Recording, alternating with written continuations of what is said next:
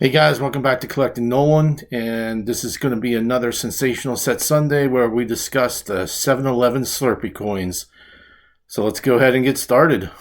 All right, guys, so for the 7-Eleven Slurpee discs or coins or whatever you want to call them, basically they ran from 1983 to 1987 straight, and then they had a set in 91 and 1992, and then finally the last set was in 2000. Nolan didn't have any coins or discs in the 2000 set, so I'll be mostly talking about from 1984 through 1988, and then 91 and 92. So also, just to put this out there, these can be extremely confusing as far as their distribution and just how they're described. And so, and you'll see as I'm going through them as to why it can be confusing. So if you just work with me on that, I'll try to explain it all. But basically the 7-Eleven Slurpee discs, as I'll call them, they started in 1983, but that set was only a 12 disc set, and that set only had 6 cards or discs. So 6 Dodgers and 6 California Angels. So it was limited to the California area. So there's no Nolans in that set. And I also want to say this, that I got all this information from a really good website, really good article about them, and I'll post that in my description so you guys can check it out in case you're curious. And it has all the checklists for every year and stuff, so it's a very useful article. So I'll put that in the description. So then fast forward to 1984.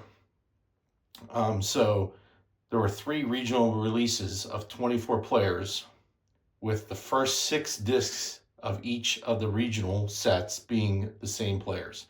And those 6 players were Andre Dawson, Robin Yount, Dale Murphy, Mike Schmidt, George Brett, and Eddie Murray. And then after those first 6, the players were associated with that region. So the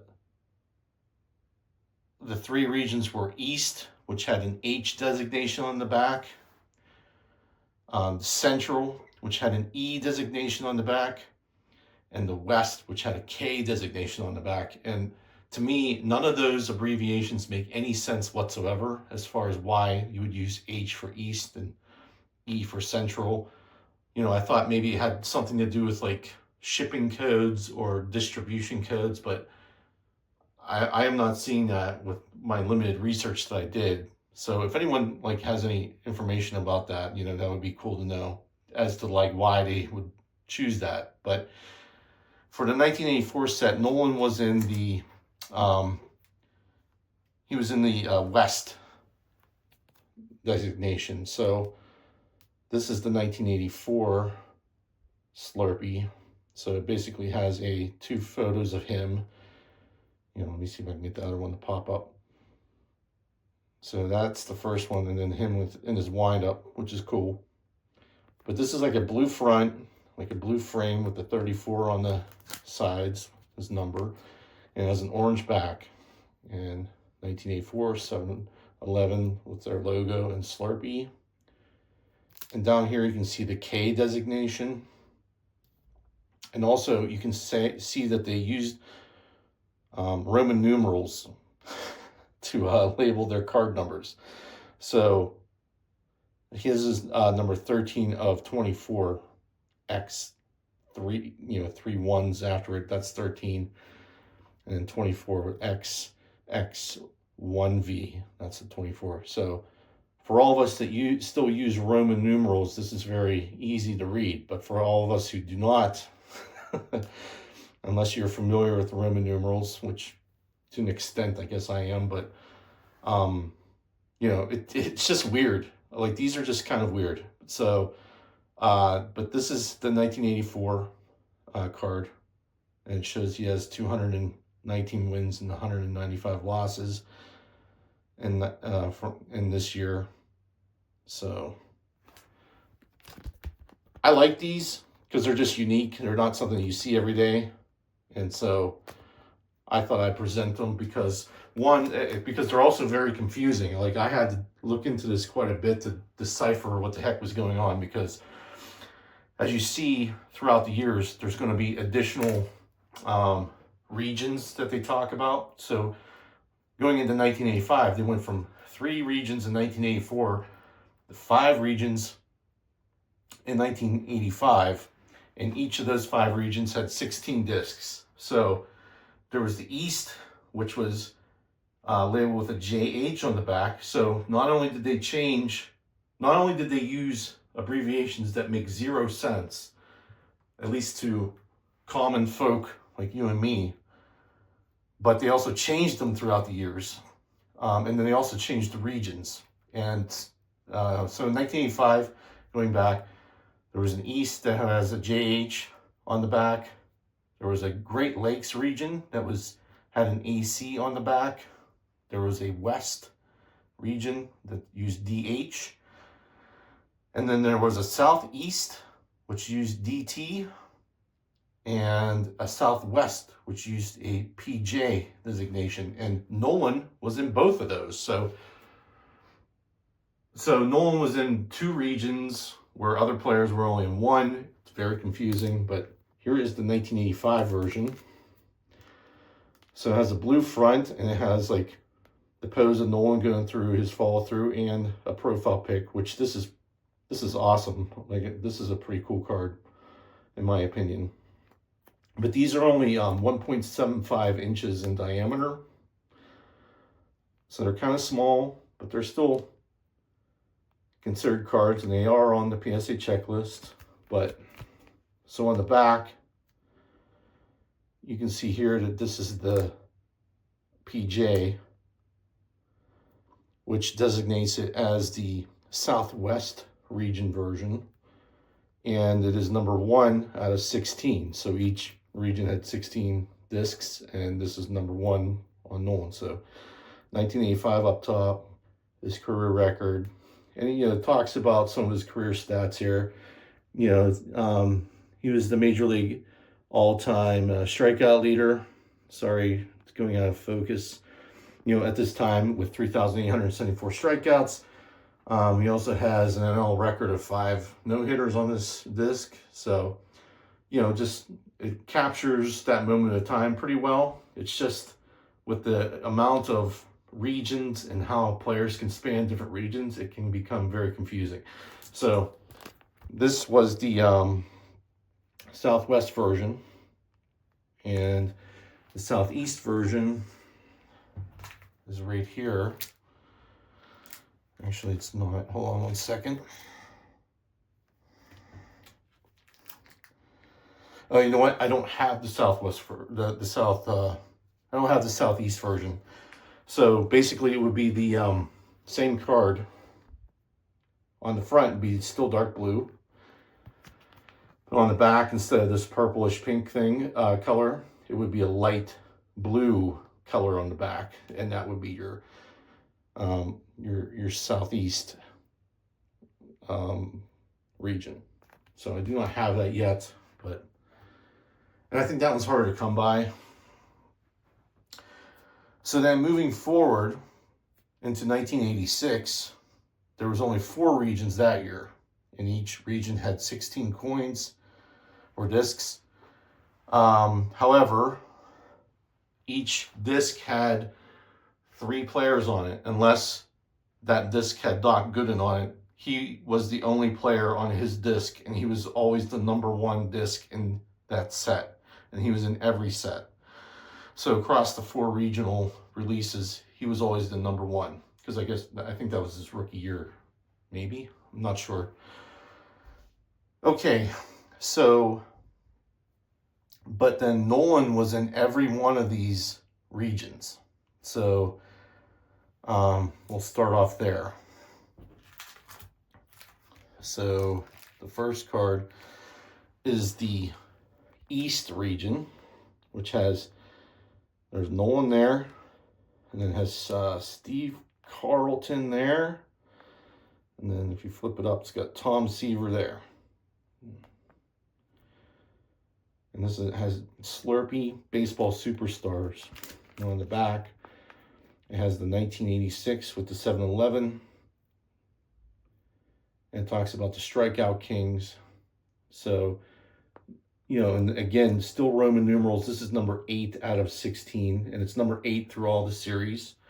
But there is no like regional designation for this year. Instead, it uses the color differences. So this is described as like a yellow front, which it looks more orange, and then an orange back, which this orange is slightly more orange than the front, I guess. So they called it yellow. Whatever. Still cool card, and then, you know, you get 3 superstars for the price of 1, so that's kind of cool. So there's that one. So that was the East one. And then there was the Mid-East, which had the blue front. So same picture. So got Steve Carlton there, Tom Seaver, Nolan Ryan. So blue front, yellow back, still card number 8, but it used the you know, the colors again. So blue front, yellow back for the Mid-East region. And you know, I don't know what made up the Mid-East versus the Midwest versus the East versus the West. I am not entirely sure.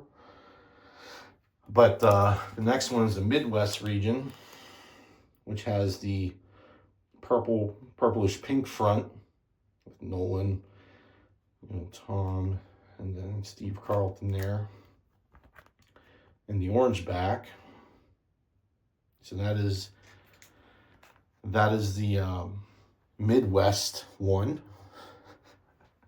Are you guys confused yet? Because I know when I was looking this up, like, it gave me a headache, because I was like, this is insanity, you know, trying to figure this out. But one guy did. I don't know how he did it, but, you know, fantastic work by him, because this was just super confusing to me. And then this is the West one. So the front is red. Those 3 guys again. And the back was green. So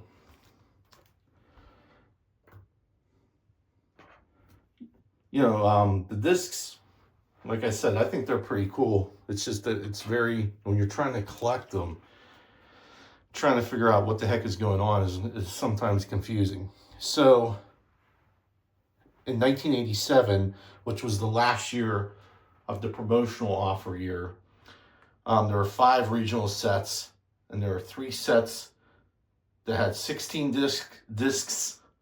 There was 1 set that had 15, and then 1 set that had 12, but there were no Nolans. So if you're only collecting Nolan, then you don't have to worry about that set. So that's good, because it's confusing. So I'm not even going to talk about that any further. But, you know, again, if you like these things, I will put the link to that website that explains it, like, awesomely, because it has the checklist for each region, and it's great. So then there was a hiatus of 7-Eleven Slurpee cards from 1988 to 1991. So 91 was a new beginning for the Slurpees. And that's when 7-Eleven teamed up with Score to make these cards. But so there were 8 regional sets of 15 discs, and 6 of the 8 have Nolans in them. And unfortunately, I only have 2 of those, but we will go through them each, you know, just to be complete. So the first one that I do have is the Florida one, which is the green front, and it's got Nolan with a profile pic, and then him, you know, firing a fastball there, and it has 34 and P on the side, which is cool. It has them with the Rangers. So on the back, you can see it's teamed up with Score, and they finally got rid of the freaking Roman numerals. So this is card 14 of 16. And then you can see that they have the OG there. So they used both they had both color differences and that 2-letter code to tell you what region it was coming from. So if you can figure that out, that that was the key to figuring this whole thing out, was like figuring out that those OGs were actually like those 2 letters at the bottom were actually like I guess regional codes. But with what logic, I have no idea. So green front, blue back was Florida.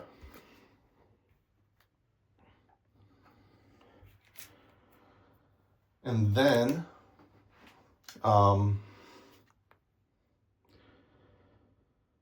this one was let me see. This one was SM regional code, which was the Northwest. So this one had the orange front. Again, same picture as used in all the other discs. An orange back. But each region had different numbers. So this was card 14, whereas the Florida was also 14, but I'm going to share the other ones with you in a second. So here is the Northwest, just to re-show it.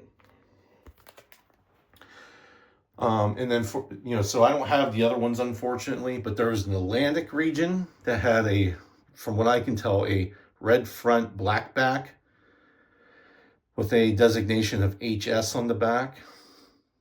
There was a Mid-East region with a WS on the back, but that one did not have a Nolan Ryan in it.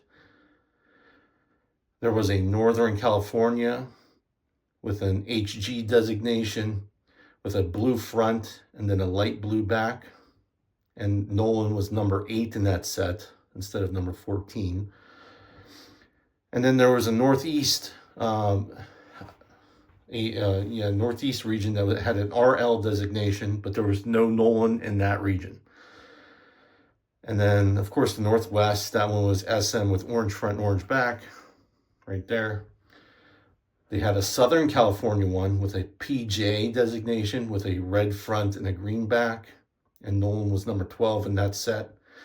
And of course, they had a Texas region with a BJ designation on the back with a blue front, pink back, and Nolan Ryan was a number 11 in that group. And I'll be right back. I gotta go get the 1992. Hold on one second. Okay, so 1992 was the last year for a while for the Slurpees. So they again teamed up with Score again, and Score, they made it actually easy on this one. There was only one set, and it was 26 discs, and Nolan was number 11. And this is it. So this is so it has a red front. Again, Nolan Ryan, 34 pitcher, Rangers, with a nice profile pic there. And they kind of got him in his follow through there. Let me see if I can isolate it better. No, not really. Right there is probably your best bet. So this one's pretty cool. I like the profile pic of him in that one. The portrait, I guess. And then, again, no Roman numerals, 11 of 26. And then this one had the Superstar Action coin label on the bottom. So, this is a pretty cool finish to the, I guess, Nolan's run in the 7-Eleven Slurpee discs. So, they took an 8-year hiatus after this. And in 2000, 7-Eleven teamed up with actually Pacific Trading Cards to make their final set, which was a 30-disc national release. But like I said before, there was no Nolans in that 2000 set. So that's really all I have for you guys, for this week for the Sensational Set Sunday. But I just wanted to share these because, one, they're pretty cool.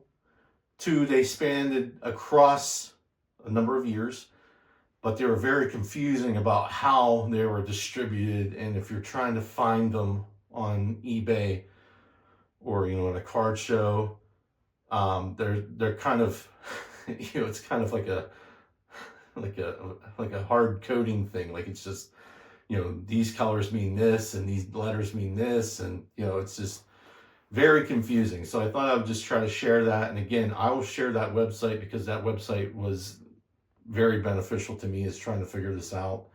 But that's all I have for you guys. I hope you enjoyed it. If you did, hit the like. If you want, hit the subscribe button. Comment below as to what you think of these 7-Eleven Slurpee coins or discs. And I'll see you at the next one. Thanks for watching. Bye.